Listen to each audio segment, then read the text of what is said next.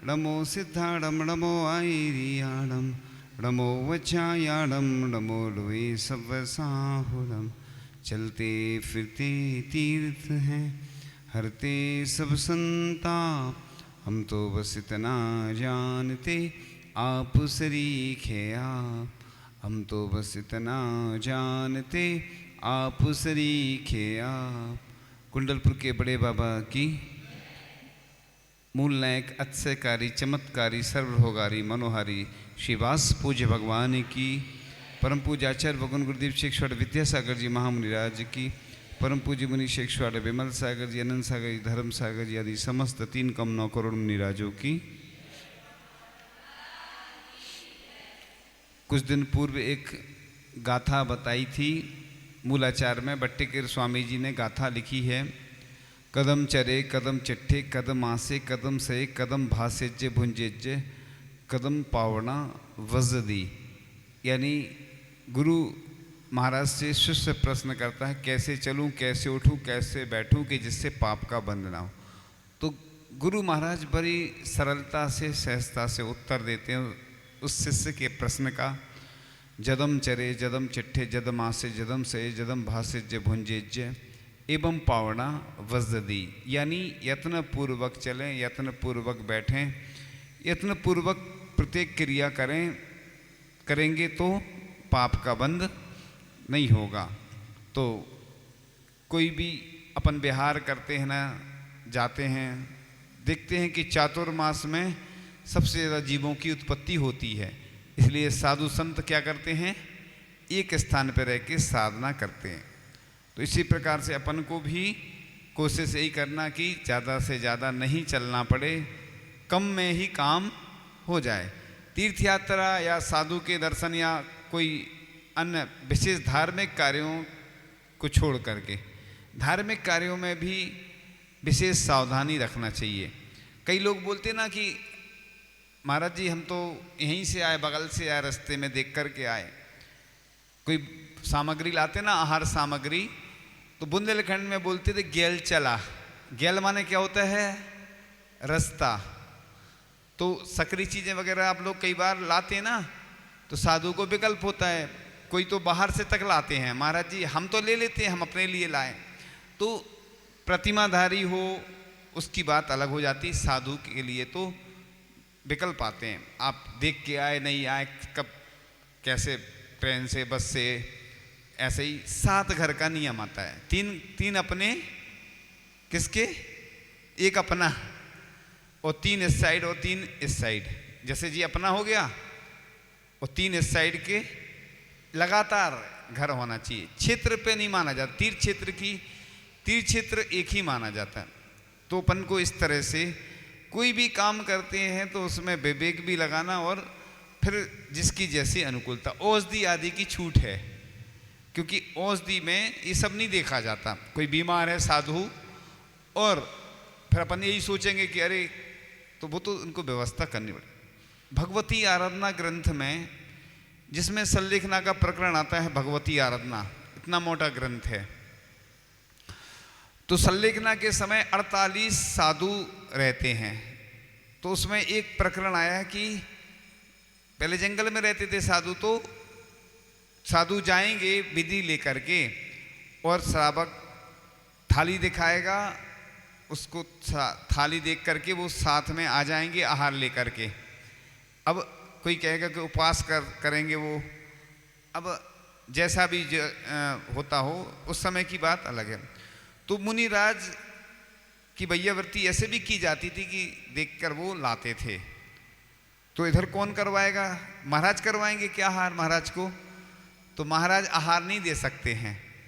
एक बार एक मुनि महाराज से गलती से कोई नमक या कुछ चला दिया, उन्हें ध्यान नहीं रहा, एकदम से शोधन करते करते, तो प्रायश्चित मिला। फिर मुनि महाराज आहार नहीं दे सकते, श्रावक ही आहार दे। आपको मालूम होगा, सुना कि देवों ने जब आहार कराया था, हाँ देवों ने, तो फिर बाद में प्रायश्चित लिया था।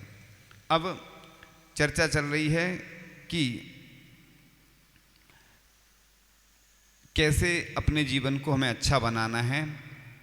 तो लोग कहते हैं ना, ये जो हम चीज़ें बता रहे हैं आपको बिल्कुल नई चीज़ें हैं, आपने सुनी होंगी अथवा नहीं भी सुनी होंगी। क्योंकि क्या होता है ना, अपने जीवन को कैसे हम अच्छा बनाएं ये सीखना है हमें। क्योंकि अपन क्या होता है, सुबह से शाम तक पढ़ते तो बहुत रहते हैं, कुछ लोग इतने होशियार हो जाते हैं कि उन्हें सब चीज़ याद होंगी, लेकिन क्रियाएं कई बार नहीं कर पाते अच्छे से व्यवस्थित। वो क्रियाएं जरूरी हैं। और हम तो ये कहते हैं ना कि अगर अपन जानते भी हैं और अच्छा सीख जाओ, क्या दिक्कत है। हम तो ये चाहते जितने लोग बैठे हैं सब पर्यूषण में प्रवचन करने जाएं बाहर, है ना, इतने विद्वान बन जाओ। हम तो ये कहते हैं, हमसे हमेशा लोगों से हमारी जितनी प्रॉपर्टी है सब हम अपने नाम, आपके नाम कर देते हैं अपनी प्रॉपर्टी। कोई लेने तैयार नहीं, आज तक कोई नहीं आया, लेकिन उपयोग करना पड़ेगा उसको। जैसे पेन ड्राइव रहती ना, छोटी सी कार्ड रहता कंप्यूटर में, मेमोरी में, उसमें लगता मोबाइल में, उसमें डाटा रहता बहुत सारा। ऐसे ही अपनी मेमोरी रहती है। आइंस्टीन का फॉर्मूला, आइंस्टीन कहता है ना, किसी चीज़ को याद करना, जैसे आकाश कैसा है, नीला है, तो उसको मेमोरी में सेव करना पड़ता है फाइल के रूप में। ऐसे ही महिलाएं जितनी रहती हैं उनको सब मालूम अपने भोजनशाला में, किचन में क्या क्या रखा है, डिब्बा कौन सा कहाँ रखा है। बूढ़े पुराने लोगों से पूछ लो तुम, दुकान में, मेडिकल में, किराने की दुकान में कहाँ क्या रखा है सब मालूम रहता है। लेकिन पुस्तक में क्या है वो नहीं रहता याद, है ना। क्यों नहीं रहता? जिसका जहाँ उपयोग जिस चीज़ में रहता है उसको याद रहता है। चोर सबसे ज़्यादा डरता है, क्यों डरता है बताओ? हैं? नहीं, वो मतलब सावधान कितना रहता है जी, कह रहा है, क्योंकि डर लगता है उसको, चोरी भी करना है और उसको देखना भी पड़ता है इधर उधर। तो अच्छे कामों में ज़्यादा दिखने की आवश्यकता नहीं, लेकिन जो गलत काम करता है उसको बहुत ज़्यादा। तो वही उपयोग अगर वो अच्छे कार्यों में लगाए वो चोर, तो कितना ज़्यादा अच्छा बन सकता है। अपन का जो उपयोग है वो बटा बटा रहता है। इसी प्रकार से आगे चल रही थी। तो एक अपन जानते हैं ना, बासा भोजन, आपके यहाँ क्या बोलते हैं हमें नहीं मालूम, बासा। तो उसके बारे में लिखा था, इसलिए बताया जा रहा है कि जब तक हमें ये ज्ञान नहीं होगा कि बासा क्या कहलाता और ताज़ा, तो जब तक अपन जानेंगे नहीं तब तक कैसे उस पर अमल करेंगे। तो बहुत दिनों का बना अमर्यादित, हम आपको वो सब चीज़ें बताएंगे श्रावकाचार संबंधी, कैसा अपन को क्रियाएं करना है जिससे कि अपना जीवन उच्च बने, उन्नत बने। तो बहुत दिनों का बना अमर्यादित भोजन बासा भोजन कहलाता है। जैसे ब्रेड, बिस्किट, ये सब बासा भोजन है, लोग खाते हैं, अच्छे भी लगते हैं ना। वो सड़ा हुआ अचार 1 साल का रहता ना, कई अभी भी जैन घरों में कई लोग, ऐसा लिखा है, चत्तारि नरकद्वारम प्रथमम रात्रि भोजनम, इस प्रकार से एक श्लोक आता है हिंदू ग्रंथ में। 4 नरक के द्वार बताएं, सड़ा हुआ अचार 1 साल से ज़्यादा का जो होता ना, तरस जी पड़ जाते, वो अच्छा लगता है लोगों को। पहले छोटे में सब लोग खाते थे, धीरे धीरे लोगों को ज्ञान हुआ कि अरे ये तो सब, अब महिलाएं तो समझदार रहती हैं। दुदल जानते ना, दुदल क्या कहलाता है? दाल का जो आटा रहता ना, उसको दही के साथ, मट्ठे के साथ अगर लेते हैं, वो दही बड़ा रहता ना, दही बड़ा खाते हैं लोग, दाल का रहता है, वो दही के साथ चलता है।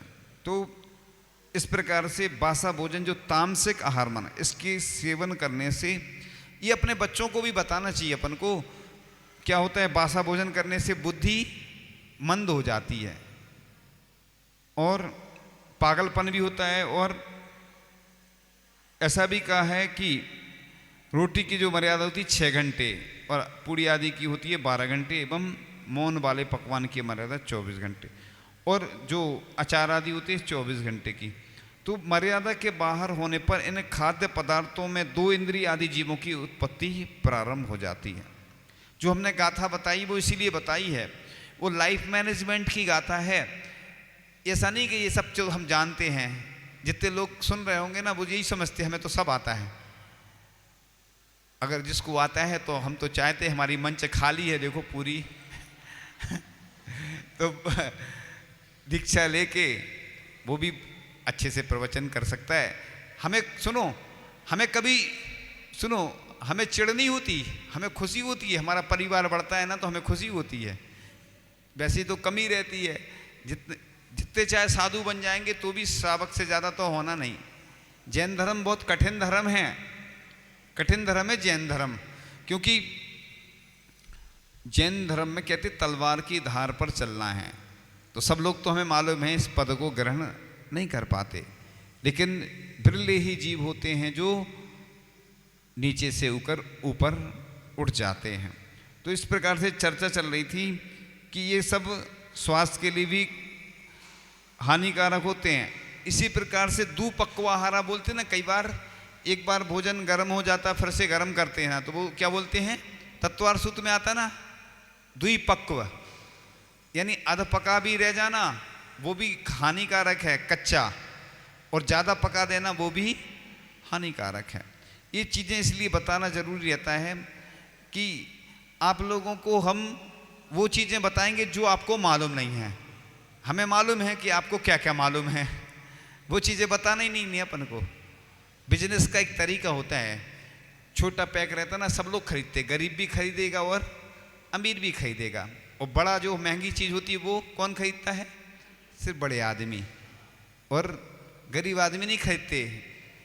कई लोग मॉल में जाते हैं ना, मॉल और क्या क्या बोलते हैं हम तो नहीं जानते, मॉल में जाते हैं तो महंगी चीज़ें खरीद के लाते हैं और हमें बताते हैं हम उधर गए थे हम ये लाए। तो इसमें क्या होता है, लोगों का स्टैंडर्ड रहता है, लोगों को बताने को रहता है हम मॉल गए थे, है ना। तो ये लोगों की मेंटेलिटी बन गई। जबकि अपन ऑनलाइन नहीं खरीदेंगे, ऑनलाइन खरीदते हैं तो अपना जो गरीब व्यक्ति है उसको रोज़गार मिल रहा था, उसकी जगह जो बड़ी कंपनियों में जाता है पैसा, और गरीब व्यक्ति से खरीदेंगे तो उसकी रोजी रोटी चलती है। तो चर्चा चल रही थी कि इस प्रकार से ऐसे ही एक और चीज़ बता रहे हैं आप लोगों को। ये आप लोगों को इसलिए बता रहे हैं कि आप लोग स्वयं भी पालन करेंगे और अपने बच्चों को बताएंगे, तो इससे क्या होता है वो उन चीज़ों को छोड़ेंगे। नहीं तो क्या होता है, अगर हम लोग नहीं समझाते हैं, नहीं बताएंगे, लोग बड़े अच्छे से मिनरल वाटर खरीदते हैं तो बोतल बंद पानी प्रोस्टेड पानी होता है। अभी वो चल रही थी बात, अब मिनरल वाटर पे आ गए अपन।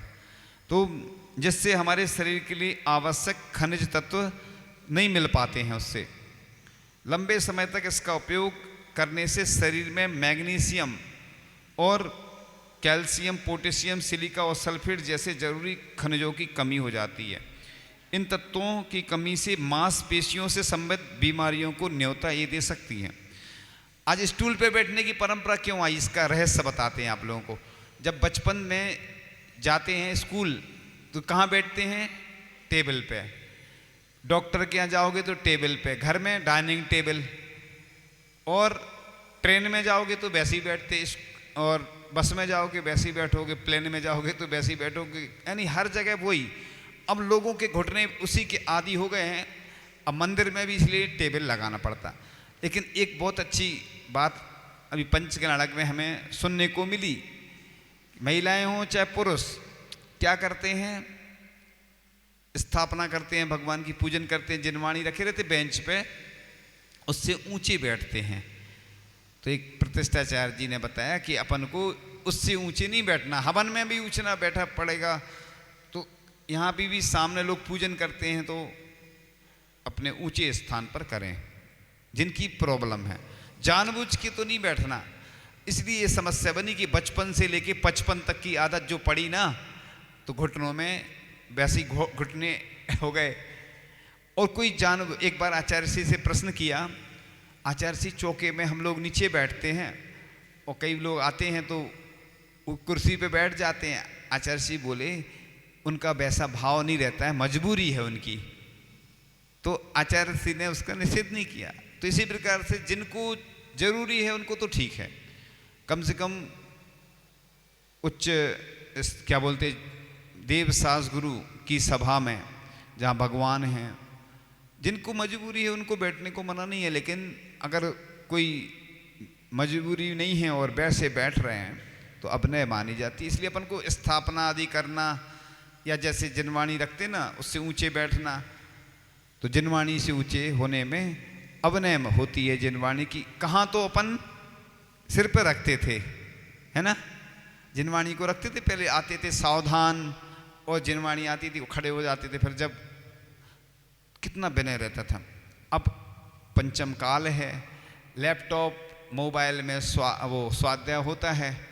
अब मोबाइल को थोड़ी बोलेंगे जिनवाणी के ज्ञान पे, तो लैपटॉप को कंप्यूटर में होता है।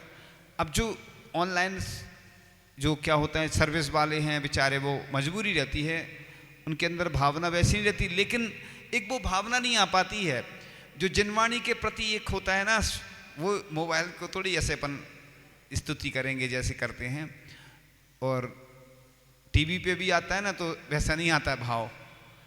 इसीलिए आचार्य जी पहले निषेध करते थे इन चीज़ों का, लेकिन अब देखा प्रचलन में आ गया है तो अब मजबूरी है तो क्या करें। तो मजबूरी का नाम महात्मा गांधी बोलते हैं अपन, लेकिन कोशिश तो यही करना चाहिए अपन को कि जहाँ भी स्वाध्याय होता है या जब भी हम पूजन करते हैं, ये चीज़ें तो हमें सीखना है। हमेशा बस एक चीज़ सीख लो कि बस हमें जब भी कोई साधु संत आते हैं उनसे हमें कुछ नया सीखने का प्रयास करना, और जो ये कहते हैं हमें तो सब कुछ आता है, तो समझ लेना वो विद्वान नहीं कहलाता है, क्योंकि हमेशा सीखने का प्रयास करना चाहिए। रामचंद्र जी ने अंतिम समय रावण सैया पर लेटा हुआ था और उनसे लक्ष्मण जी से कहा कि देखो वो सैया पर हैं, अंतिम समय है, उससे कुछ शिक्षा ले लो रावण से। और लक्ष्मण जी पहुंच जाते, सिर के पास बैठ जाते, तो रामचंद्र जी ने उनको फिर टोका कि जब भी किसी से कुछ लेना हो तो सिर के पास नहीं बैठा जाता, कहाँ बैठा था, चरणों के पास। तो देखो पुराण ग्रंथ जब भी हम स्वाध्याय करते हैं तो उससे कितनी शिक्षा मिलती है। पूज्य ज्ञान सागर जी महाराज जो कि वयोवृद्ध थे, 80-82 वर्ष के थे, और जो विद्यासागर जी महाराज वो कितनी उम्र थी उनकी, 20-22 वर्ष, सोच लो चौगनी उम्र के। और जब आचार्य पद त्याग कर दिया, संलेखना चल रही थी, तो वो चतुर्दशी के दिन जाते हैं और पूज्य ज्ञान सागर जी महाराज, पूज्य विद्यासागर जी महाराज के चरणों को उठा करके अपने माथे पे लगाते हैं। सोचो, आपने कभी ऐसा सुना है कोई ग्रंथ में मिला हो? हमें तो नहीं मिला, हमने आचार्य श्री के मुख से बड़े बड़े ग्रंथ पढ़े सुने, अलग से भी पढ़े, लेकिन ऐसा उदाहरण तो नहीं मिला हमें कि कोई शिष्य जो गुरु बन गया हो और जो पहले गुरु थे वो ऐसे चरणों को उठा के अपने माथे पे लगा रहे हो, हमने तो नहीं सुना। विनय बहुत देखी है और ग्रंथों में आई भी है, लेकिन उदाहरण ऐसा देखने को नहीं मिलता। तो आगे चल रही थी चर्चा कि इन तत्वों की कमी से मांसपेशियों से संबंधित बीमारियों को न्योता दे सकती है। दिन में सूर्य किरण, रात में चंद्र किरणों से संपृष्ट जल सबसे उत्तम होता है। जिस जल पर सूर्य किरण नहीं पड़ती अथवा जिस जल को वायु नहीं सोखती वह स्वच्छ होने पर भी कफ उत्पन्न करता है।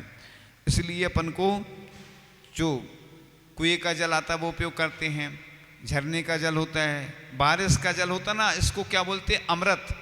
कल्याण कारकम ग्रंथ में इस जल को, बारिश का जल सबसे अच्छा माना जाता है, सभी बीमारियां दूर करता है ये। इसलिए लोग क्या करते, वर्ष भर एक साल के लिए इकट्ठा कर लेते हैं, सूर्य की किरणें उस पर नहीं पड़ना चाहिए क्योंकि उसमें जीव उत्पन्न हो जाते हैं। कई लोग इकट्ठा कर लेते हैं तो साल भर जो प्रतिमाओं का पालन करते हैं, अभिषेक के लिए भी उपयोग कर लेते हैं और साधु संतों की आहारचर्या के लिए भी वो जल उपयोग करते हैं और स्वयं के लिए भी उपयोग होता है। तो पानी खींचने के लिए भी नहीं जाना, उसी में बिलछानी डालते रहते हैं और कितना अच्छा जीवानी डालने का सबसे अच्छा एक माध्यम होता है। तो ये जो जल है ना, अमृत कहा है। कल्याण कारकम जो जैनाचार्य हुए हैं उग्रादित्य, एक इतना मोटा ग्रंथ है कल्याण कारकम, उसमें लिखा है इस जल को अमृत। अब बताओ, उस इतना पानी गिरता है लेकिन उपयोग नहीं कर पा रहे हैं, वो तो व्यर्थ जाना ही है, फिर बाद में कुएं आदि से भरने में भी परेशानी होती है। कई लोग आते हैं हमारे पास, प्रतिमा लेना है लेकिन कुएं के पानी की समस्या है। तो भैया घर घर में बारिश तो सब जगह होती है, इकट्ठा कर लो। कई जगह लोग इकट्ठा कर लेते हैं, साल भर चलाते हैं, तो उससे अच्छा कोई जल नहीं होता है। अब आगे चलते हैं, इसी विषय को आगे बढ़ाते हुए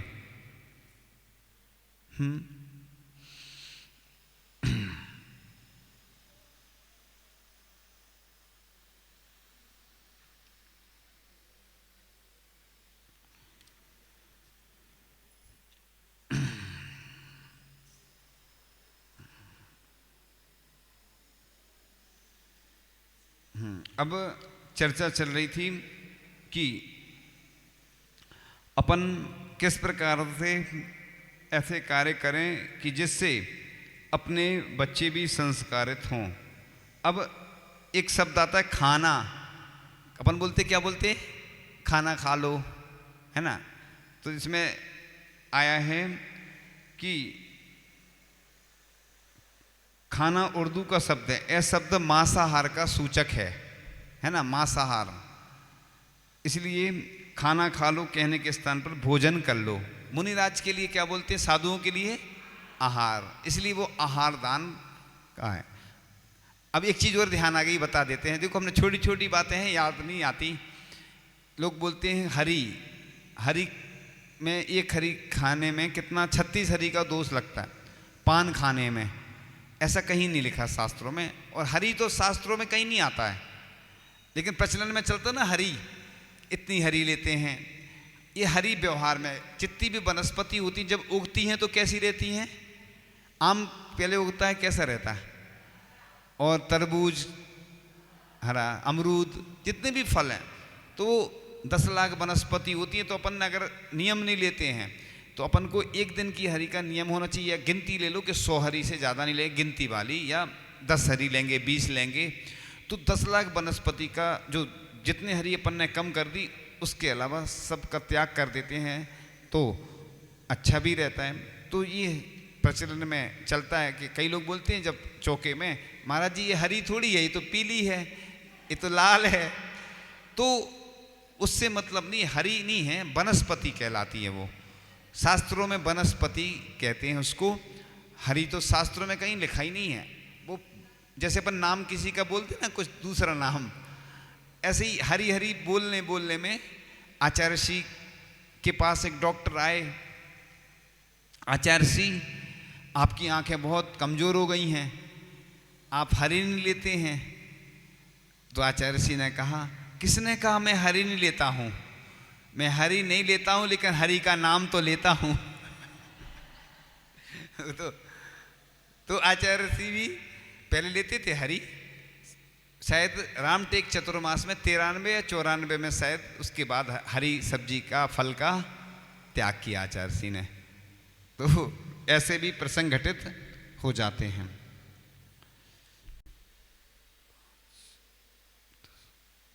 हो गया समय, हम ध्यान, चलो। तो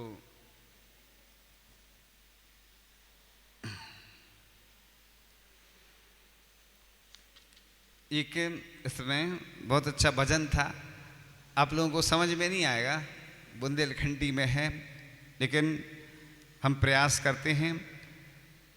एक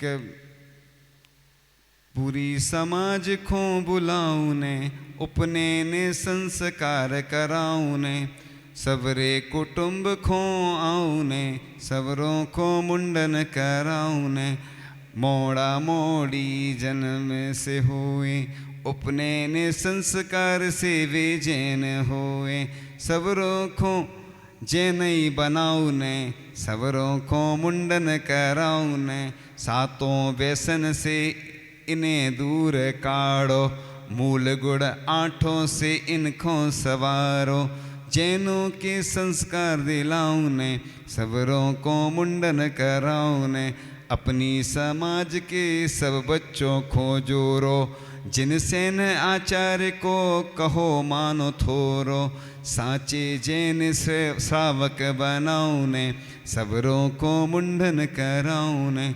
बच्चों के बन वेखो नौने संगाती, साचे बराती और साचे घराती। सबरों से अब से कराऊं ने, सबरों को मुंडन कराऊं ने। मुंडन करावे से जी नहीं चोरइयो, आप खुदई अइयो पड़ोसी खोलइयो। विद्या के सुव्रत दुआऊं ने, सबरों को मुंडन कराऊं ने। इसी प्रकार से दूसरा एक और है। मोरे मोरे हृदय में जगरो है भाव भैया, सबरे भक्तों को मुंडन कराओ भैया। सबको उपनयन संस्कार कराओ भैया। मोरे हृदय में जगरो है भाव भैया, आज ध्यान केत केत गुजर गई बरसें। मुंडन ने करा पाए बार उड़े सर से, मुंडन को क्यों जने सदियों से तरसे। मिलो मौका प्यारो ना गवाओ भैया, अपनों झट्टई से मुंडन कराओ भैया।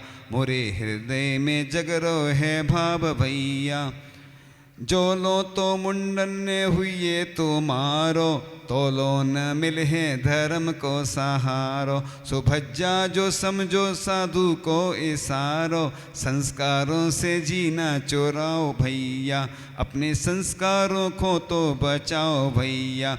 मुरे हृदय में जगरो है भाव भैया, बिना संस्कारों से जग के न काम होए। बिना संस्कार फिर कैसे कल्याण होए। संस्कारों से पथरा परमात्मा के घाई होए। अब तो नरखो नारायण बनाओ भैया, लेकिन पहले सुव्रत के हो जाओ भैया। मोरे हृदय में जगरो है भाव भैया। तो इस प्रकार से मेरे सवालों का जवाब दो, दो नाम आता है। पहला प्रश्न आपके सामने। पहला प्रश्न, बासा भोजन करने से क्या होता है, कौन सा रोग होता है, बताया था। पीछे कौन सी बुद्धि क्या होती, कम होती, उसको और कुछ बोलते ना, बुद्धि, हाँ मंद बुद्धि। उत्तर बिल्कुल सही है। दूसरा प्रश्न,